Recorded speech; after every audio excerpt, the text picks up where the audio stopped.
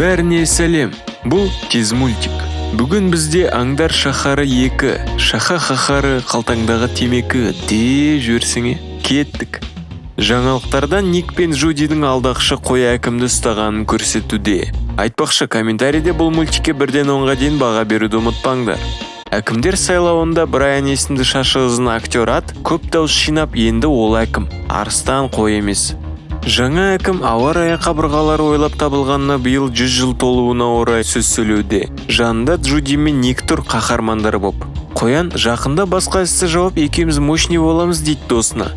Келесі күні таңертең Ник пен Джуди жұмысқа тұрады. Содан полиция бөлімшесіндегі жиналыс кабинетінде Бого тапсырманы түсіндіруде. Мынау құмырсқа жегіш заңсыз әрекеттер жасап жүрген кеден инспекторы. Соны ұстау керек. Бого бәріне кімнің не істейтінін түсіндіріп, соңында Джуди Ник деп қараса, олар жоқ.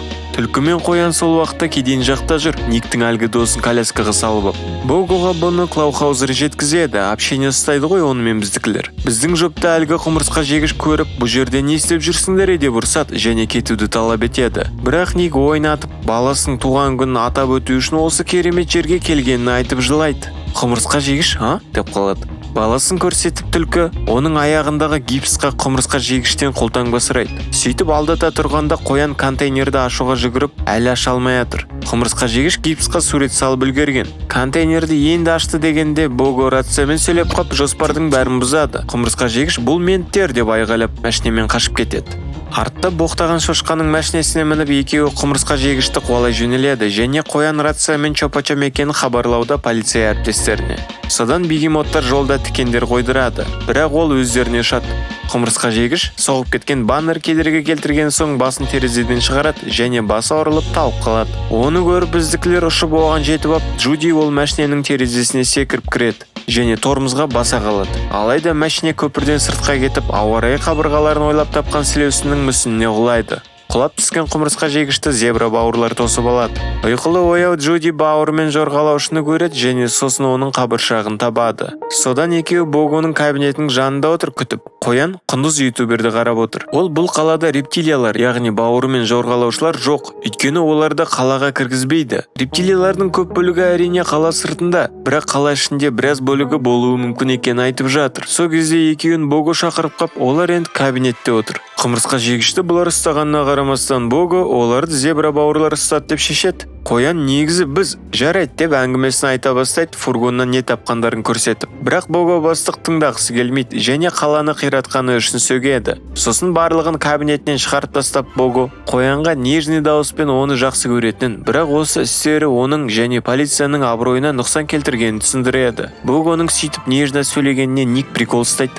Бірақ сосын көтенін қысады. Рептилияларды табудың орнына Бого оларға басқа тапсырма дайындапты. Қиын тапсырма деп қояды. Сөйтсе ол андай: сәлем, менің есімім пәленше, мен алқашпын деген сияқты тастағысы кеп жүрген алқаш нашақорлардың клубы болушы еді ғой киноларда, сол сияқты ұйым короче. Бірақ бұл серіктестерін түсіне алмай олармен сәйкес келмейтіндердің клубы, яғни серіктесімен команда болып жұмыс істей алмайтындардың. Ортада бір психолог отыр. Франсин есімді пілдің серіктесі тышқан. Пілдер тышқандардан қорқады ғой енді. Армадилло аю серіктесінің биттерін жеп жатыр. Фу. Психолог біздікілерден не үшін қарым-қатынастары онша емес екенін сұрайды. Джуди негізінде олардың қарым-қатынастары жақсы екенін, тіпті керемет екенін айтуға тырысады. Бірақ психолог: көрдіңдер ме, қоян серіктесіне сөз бермей, нервісіздеп аяғын қимылдатып отыр дейді. Және оның себебі өзіне сенімсіз түлкі екенін түсіндіреді. Сосын қатты тырысып олардың келесі жылда жақсы серіктестер болатынын қосқанда, кеткелі жатқан біздікілер ойбай деп қалады. Содан сеанстан шығып Ник автоматтан сәбіз сусынын алып қоянға лақтырам деп қабырғаны теседі.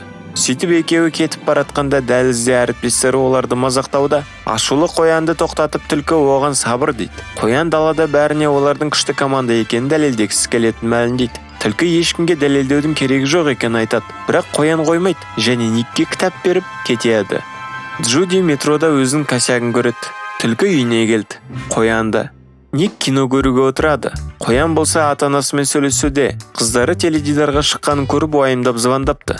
Әкесі қызына серіктестікте ең бастысы сенікі әрдайым дұрыс болу шарт емес екенін түсіндіреді. Содан ата-анасымен қоштасып қызылды басып теледидарды қосады. Бір жаңалықтарға қойып доширагын дайындап әлгі кітапты зерттеуге кіріседі. Кенет оның назарын сілеусін күнделігін рептилия ұрлағысы келді деген сөз аударады. Ол күнделікті қаланың 100 жылдығына арналған кеште қояды екен. Күнделіктің ішінде ауа райы қабырғаларының патенттелген сызбасы бар. Кенет Джуди әкең әлгі құмырсқа жегіштікіндей көлікті байқайды және паузаға қойып өзіндегі суретпен салыстырады. Дәл сондай. Сол машинеден табылған нәрселердің арасында осы кешке шақырту бар. Қоян Гуглдан күнделікті кім ұрлағысы келгенін білгісі кеп, әлгі құндыздың ютубтағы видеосына тап болады. 100 жыл бұрын бір жылан әлгі қабырғаларды ойлап тапқан сілеусіннің тасбақа қызметшісін шағып апты. Өйткені тасбақа жыланға күнделікті алуға кедергі келтірген. Содан бері жыландарды қалада ешкім көрмеген.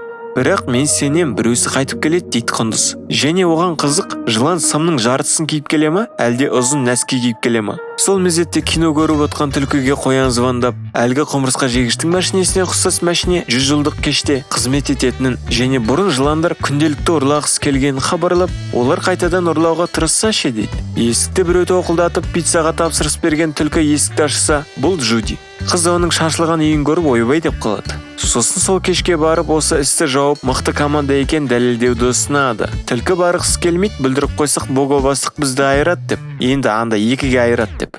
Ой, команда болмайтында етет, короче. Қоян, жай ғана барып көреміз, егер ештеңе таппасақ кетеміз деп Никті көндіреді. Содан екеуі Джудидің 3 дөңгелекті балдырғанына отырып ұшады. Жолда газельді жақсы көретін Клаухаузер билеп, ол регулировщик болғандықтан бір машине оның айтқанын істеп қарға кіріп кетеді тупой. Мерекеге ат әкім, сосын күресіне әтесте келеді. Далада салют атылады. Со жаққа жеткен біздікілер әлгі машинелерге жақындайды және төбесінде қары жоқ машиненің жанында тоқтайды. Өйткені рептилиялар қарда өмір сүрмейді. Содан қоян есігін ашып қарап жатқанда түлкі ойбай жылан деп қоянға прикол ұстап, қоян фонаригін оған жағып, ғимараттың артқы есігі ашық тұрғанын байқайды.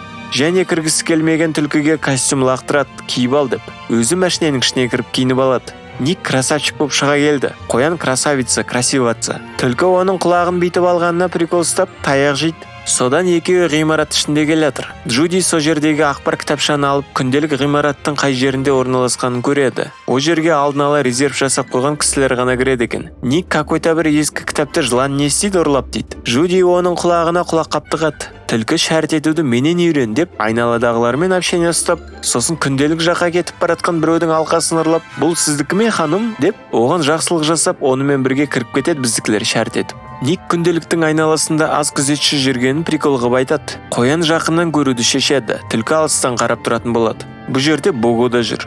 Джуди күнделіктің сырты металл екенін байқайды. Ник оған қарай Бого келатқанын хабарлап, қоян қарасын батырады. Уф, кетті-ау деп бұрылып қоян бір сілеусінге соқтығысып қалады. Және оған бет орамалын береді үстін сүртіп алсын деп. Оның аты Поберт екен. Джуди өзін таныстырғанда Поберт оны танып, қазір жұмыс істеп жүрсің ба осы жерде деп сұрайды. Қыз жоқ, жай ғана бірдеңке болып қалса күнделікті қорғаймын деп жауап береді. Поберт те аз күзетші жүрген прикол қылып айтуға тырысады, дәл Никтікіндей. Қоянның күлгеніне түлкі, бұл менің приколым ғой дейді. Джуди құлаққабын өшіріп тастайды, миды жейді деп. Түлкі құлаққабын түсіріп ап, жерден бауыры мен жорғалаушының қабыршағын табады және осыны қоянға хабарлауға тырысуда, бірақ қыз естімейді. Поберттің отбасы шығып оған сахнадан алыс кет деп оны қуып жібереді. Әкесі сахнаға шықты. Ник күдікті нәрсені байқайды люстрада тұрған. Содан қоянға жүгірем деп Богоға соқтығысады ол. Бого оған ұрсып, оны алып баратқанда түлкі прожекторда люстраға барып үлгереді.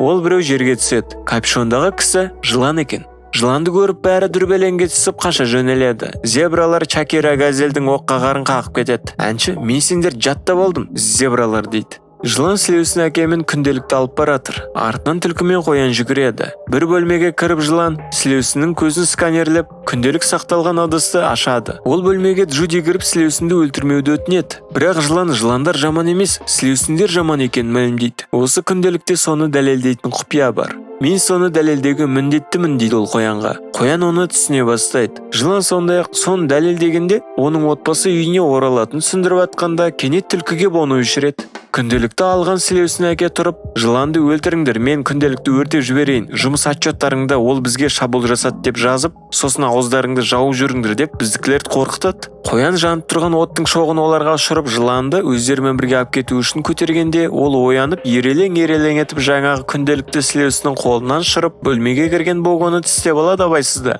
Жылан қоянға оған уға қарсы укол салса ол аман қалады дейді. Және тісі қалып қалды Богоның қатты терісінде. Тісті алып шығарғанда полиция әріптестері кеп қалады. Оның үстіне сілеусінде отқа май құйып жандырып жібереді Поверттің братаны. Ник пен Джуди жыланды сыртқа лақтырады. Қабандар ұйықтататын дәрі атқандықтан Ник қабырғадағы суретті алып онымен қорғанады. Жыланды мотоциклімен біреу алып кетті. Қоян күнделікті алып біздікілерді секіреді және сноубордпен кәшенет десіңе.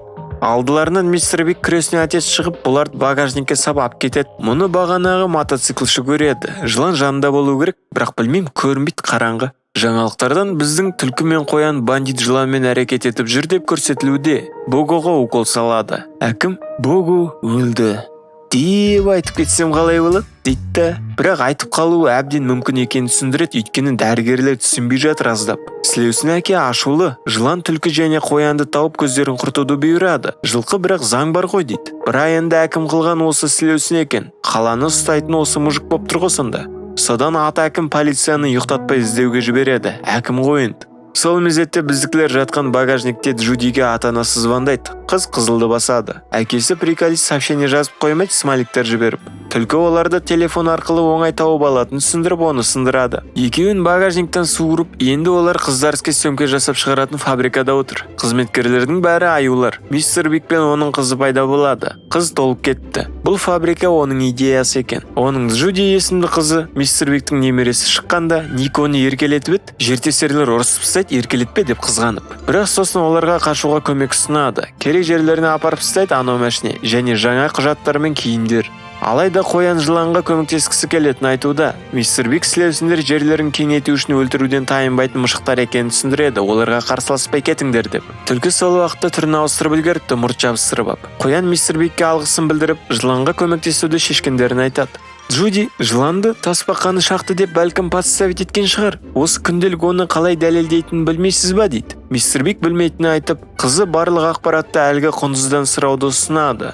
Содан олар онымен кездесуге келеді. Ан жақта мистер Бигтің оларды апарып тастайтын машинесі күтіп тұр. Ник сояққа барғысы келеді. Бірақ Джуди қоймай, түлкі жарайды деп, олар құндыздың машинесімен зырғи жөнеліп, Болото ауданына келеді. Құндыз біздікілерді Хесус есімді кесірткеге алып баратыр. Бұл жер парк, аквапарк сияқты көріч. Жылда түлкі цирк көрсетіп атқан теңіз арыстан итбалық деп атап тіл тигізіп қойып, таяқ жейін деп қалады. Құндыз бен Джуди оны алып кетеді.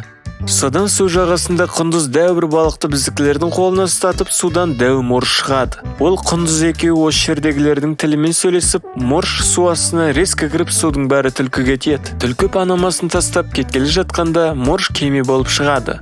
Содан үшеуі кетіп баратыр. Моржбен санағанда төртеу. Қабандар иіскеп Никтің панамасын табады. Және теңіз арыстаны олардың қайыққа кеткенін көрсетіп көмектеседі. Сонда қабандардың бірі «Рахмет, итбалық братан» деп оның ашуына тиеді. Сондай күлкілі сәт осы жер. Жоғар жақтан жылан әлгі мотоциклші досымен бақылауда. Біздікілер алыстағы қисайып тұрып қалған үлкен кемеге жетіп ішіне кіреді. Іште қоян серіктесіне «Ойбай, жылан» деп прикол ұстайды. Түлкі оның құлағына ұсталып қалады. Оларды көріп құндыз екеуінің қалай серіктес болып жүргеніне таңғалады. Және Хесус тамақ ұсынса жеуді ескертеді. Өйткені бас тарту сыйламаудың белгісі. Құндыз есікті тоқылдатып есігі ашылады. Түлкі рептилиялардан қорқады ғой деп. Қоян қуанышты.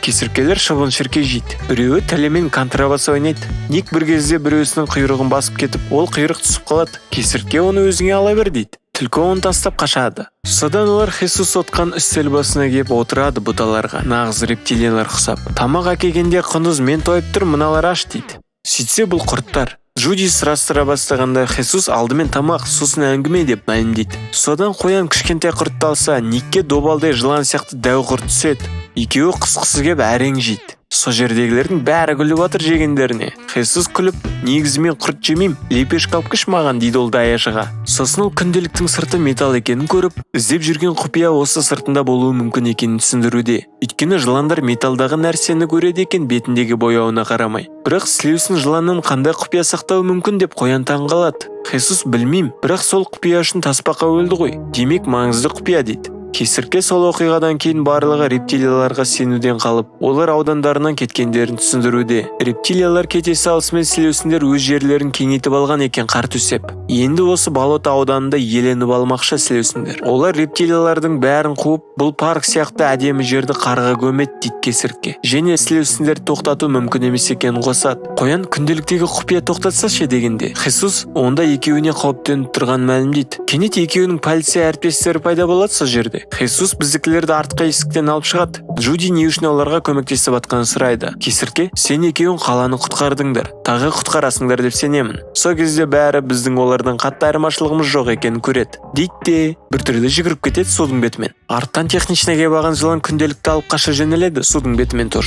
Содан біздікілер қайықтан қайыққа секіріп артынан қуады жыланға көмектесу үшін. Бегемоттар су астымен біздікілерді қуады. Жылан қашып баратыр. Бегемоттар жақындап қалды. Содан Джуди колокольчиктарды сыңғырлатып, морждар су бетіне шығып, біздікілер солардың басына секіру арқылы шетке жетеді. Бірақ шығып үлгермеген түлкіні құндыз шығарып жіберіп, егер жылан қызыл сызықтан өтсе, артынан бармауға кеңес береді. Жылан қызыл сызық деп тұрған дәу трубаға кіріп кетті. Түлкі қоянға ойбай қызыл сызық деп барғысы келмесе де қоянмен бірге секіреді. Трубаның іші суға толы. Түлкі қоянға жынысың ба, шығайық, қазір өлеміз тұншығып деп ыммен түсіндіруге тырысуда. Бірақ Джуди алға ұмтылады, оны тыңдамай. Қоян жыланды ұстады, бірақ ауа жетпей талып баратыр. Оны аварийный есік арқылы Ник шығарып, екеуі аман қалады. Кенет Джуди жыланның сөмкесін байқап, оны ашады. Ішінде сіріңкенің қорапшасы.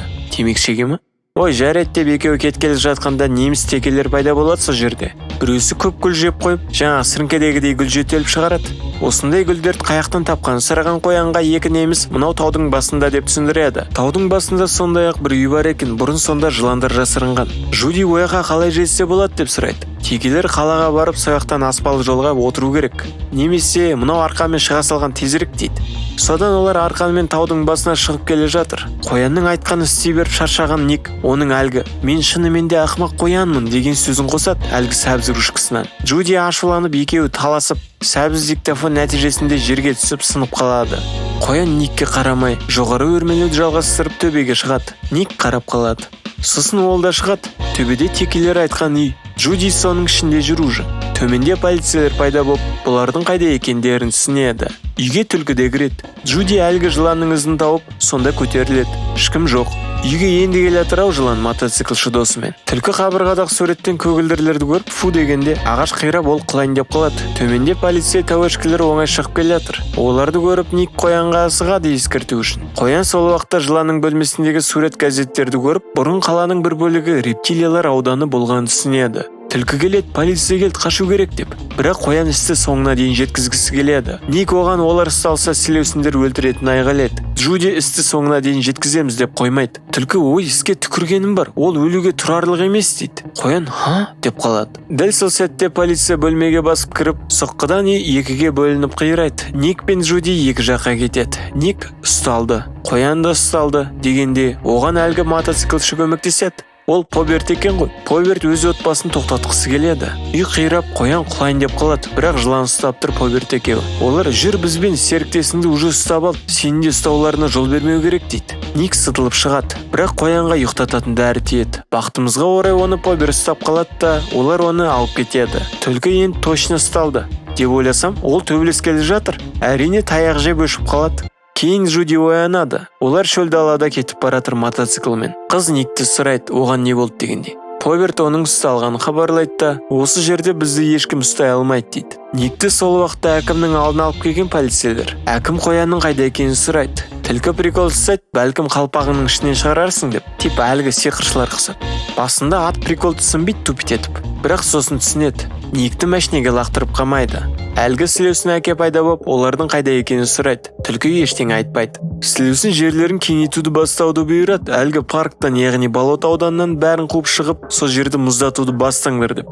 Никке ол мүмкіндік бар кезде қашып кету керек еді. Енді зынданға кетіп, серіктесің өлгенін газеттен көресің деп түлкінің қолын тырнап алады. Никті алып кетті. Қызы сілеусінге қоянмен жыланға көмектесіп жүрген біреудің жынын алып кеп, әке сілеусін ол Поберт екенін түсінеді және оны табуды бұйырады ашуланып. Жылан қоянмен тығылады гаишниктер көріп қоймау үшін. Жыланның аты Герри екен, Спанч Бобтың досының аты сияқты. Герри шағып алуынан қорықпауды айтып, уға қарсы ружкасын көрсетеді. Ол уды бейтараптандырады, яғни әсерін қайтарады. Өлмейсің, короче. Олар Поберттің палаткасына келді. Ол зұлым отбасынан аулақ осында кеп тұрғанды жақсы көретінін айтады. Жылан ойнап құтырып кетеді, бала сияқты. Слеусон әй тиіспе деп жүр. Бір кезде Герри ойыншығын қосып, ол ойнап ойыннан шыға алмай қалады.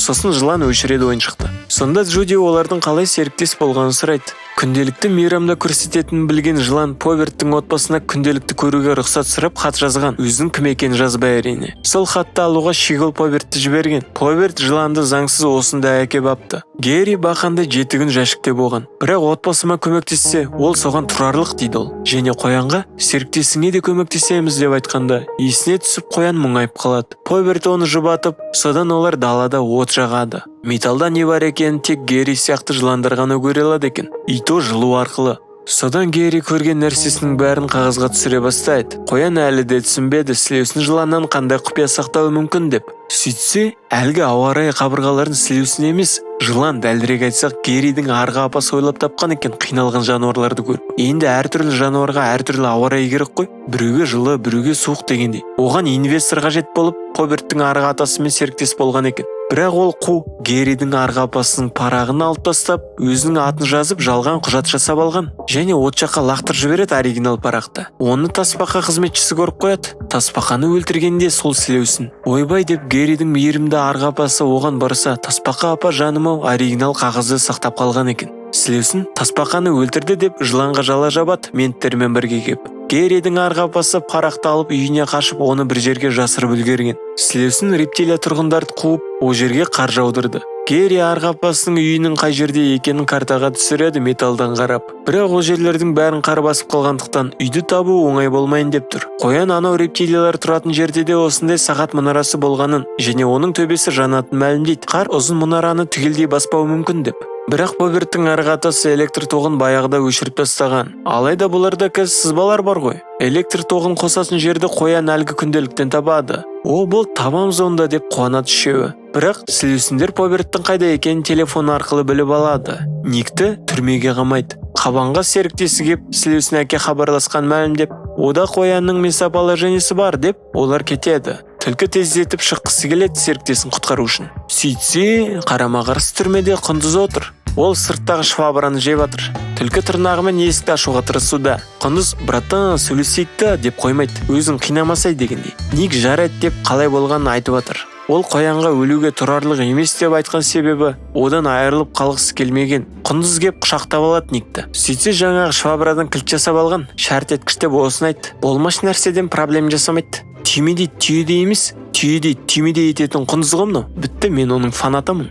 Содан екеуі дәлізге шыққанда әлгі құмырсқа жегіш көре алмай, әй мынау түлкі әкемен суыр ғой деп тоқылдайды айғайлап. Қаяқтағы суыр, мен құндызбын деп ашуланады құндыз, әлгі итбалық сияқты. Ой, теңіз арыстаны. Короче, полициялар кеп біздікілер қаша жөнеледі. Қорқынышты кинодағыдай әлгі қой әкім пайда болады шошытып. Қой жарайды деп түлкі мен құндыз есікке барып, ашу деген кнопканы басады. Бірақ сыртқы есіктен басқа түрме есігінің бәрі ашылып, босаған түремшіктер Никтерге тап береді. Есік олардың салмақтарынан ашылып кетеді. Далаға шыққан олар алақай деп менттердің машинелеріне отырып, табандарын жалтыратады. Екі бейшараға машина қалмай қалады. Бірақ құндыз Джудиді құтқаруға үлгеру үшін бізге ең жылдам жүргізуші керек дегенде, есіне біреу түскен түлкі телефонмен флашты шақырып ап, оған серіктесіне көмектесу үшін қаланың ар жағына ұшып бару керектігін түсіндіріп, екеуі машинеге отырады. Құндыз күмәнмен қарайды оның жылдам жүргізуші екеніне баяу қимылдарына қарап. Бірақ ұшқанда түрі мынандай болып кетеді. Басқа жақта Джуди электр тоғын қосатын жерді тауып, тез әрекет ету керек деп тынымсыз сөйлеп тынбайды. Біздің қолымыздан келеді деп Герри оны тыныштандыруға тырысады. Және оның отбасы 100 жыл бойы өздерінің жақсы екендерін халыққа дәлелдей алмай келатқанын түсіндіруде. Бірақ мақсатқа жетуге осынша жақын қалғанның өзінде, олар бұл міндетті менің иығыма жүктемеуші еді. Өйткені менің иығым жоқ деп әзілдейді. Арттан полиция келе жатыр. Ник Клаухаузерден көмек сұрайды. Джудидің қайда екенін білу үшін полицейлердің местоположениесін программисттің компьютерінен біл деп. Содан ол программистке пончик берем деп шалынып, программист пончиктің ортасына кіріп кетеді. Және пончиктерді басқа біреу алып кетеді. Содан Клаухаузер оның компьютеріне отырып, қиын парольді енгізе бастайды. Бұл жерде мұқият қарасақ, ағылшынша 3-ші бөлім шығуы әбден мүмкін екені жазылған. Демек 3-ші бөлімін күтеміз. 2 жылдан кейін шығаратын шығар бірақ. Көреміз, короче. Клаухаузер оны енгізіп, капча шығып кетеді керек емес кезде. Осы жерден сырды таңда деп.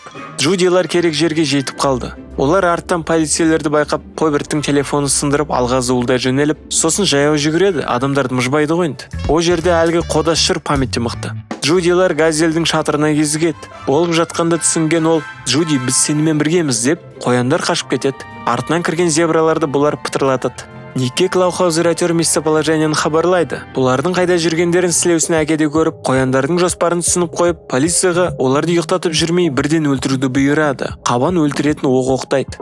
Бірақ қоянды аталмайды. Сорлы бегемот дер кезінде тоқтай алмай соғып, содан тапқанша атылып кетіп, оқ Побертке ұшады. Қоян оны итеріп, құтқарып өзін құрбан етеді. Почти. Оқты қоянның алдынан флаштың машинесі шығып күтіп алады. Джудилар ішке кіріп 5-ші қабатқа жүгіреді. Құндыз кіріп, түлкі кіре алмай қалады. Және дабыл қосылама бірденке сыртты күйдіріп атыр. Джудилар 5-ші қабатқа көтерілгенде, ойбай жылан деп мүйіз тұмсық қашып кетеді есікті ашып. Сілеусін есікті жабуға тырысады, өйткені Герри сияқты жыландар суыққа бейімделмеген, өліп қалады қатып. Бірақ ол электр қуатын қосатын жерді тезірек табуды өтінеді. Қоян оның қай жерде екенін тауып, олар оны бірігіп қосады. Және сағат мұнарасын іздей бастайды. Біраз уақыттан кейін әйтеуір көреді олар және қуанады. Сосын қоян Никтің кіре алмай тұрғанын байқайды камерадан. Оны әйтеуір құндыз кіргізіп үлгереді.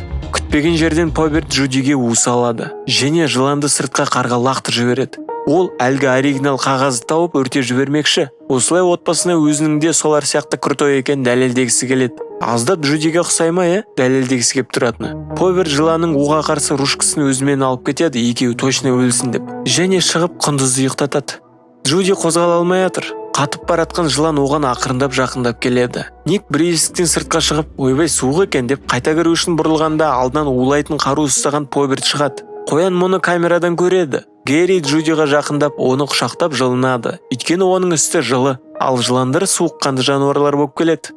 Герри өткенде от жанындағыдай болып кетеді. Тіпті терісінің түсі қанық көкке боялады. Жылан камерадан уды қайтаратын ружканы көріп, соны алып Джудиді тездетіп емдеп алуды шешеді. Бірақ кенет полиция кеп, ол қоянды жегелі жатыр деп ойлайды. Жылан ұсталмауға тырысуда.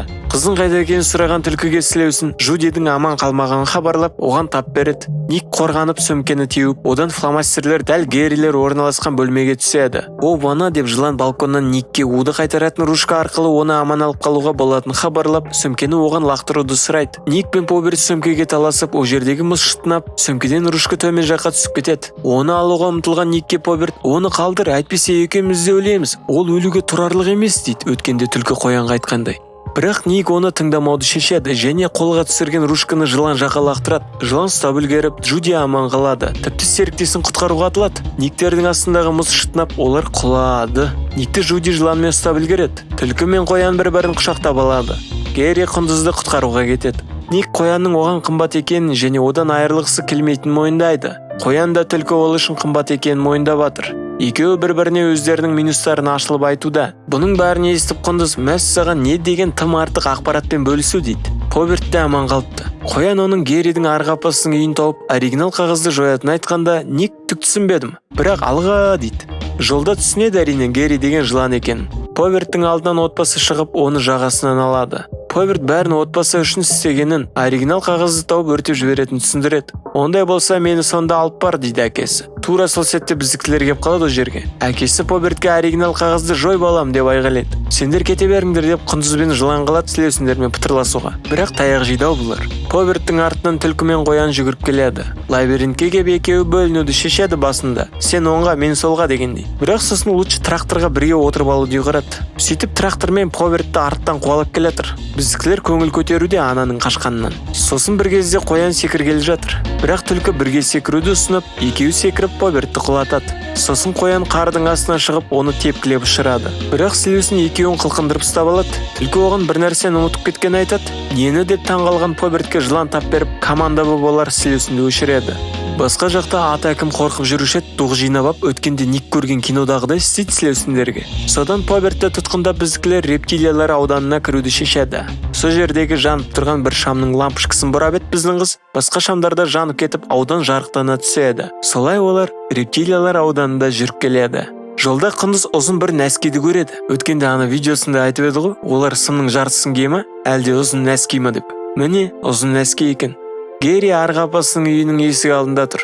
Оған қалғандары қосылып, олар үйге кіреді. Үйде кішкентай балалар қолданған заттар әлі тұр. Ойлаңдаршы, 100 жыл өтіп кетті уже. Және қабырғада кім-кімнен тарағаны көрсетілген. Қазақтар жеті атасын есептейді ғой сол сияқты. Сосын Гери суретте арғы апа ұстап тұрған қобдишаны ашады. Ішінде жылан мен қоян бір-біріне иіледі. Олардың дәл астында оригинал қағаз. Ой, жақсы болды. Бірақ кенет арттан Поберт тап береді. Қалай босап шығып кеткен? Оны қабан командир өшіреді.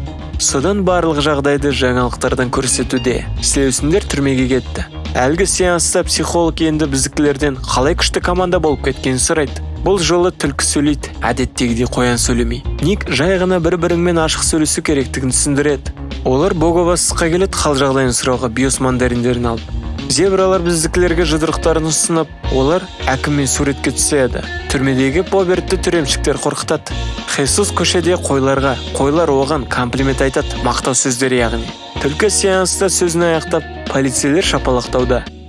Кейінірек Геридің арғапасының үйінде Джудидің бауырлары жүр жыланның үстімен сырғанап. Ник мороженое жасап беріп жатыр, өзі білетін. Сосын Геридің отбасы да келеді. Жыландар отбасы қоянды құшақтайды. Кейін оған Ник кеп сыйлығын ұсынады. Жақсы көрем сені серіктесім деп. Бірақ осы сөзді 10 жылда бір айтатын мәлімдегенде, сол сөзін диктофонға жазып үлгерген қоян. Джуди оны келесі істен кейін қайтарып берем дейді. Қандай істесеңдер, Ник түремшіктердің бәрін босатып жіберіп еді ғой. Соларды ұстау керек.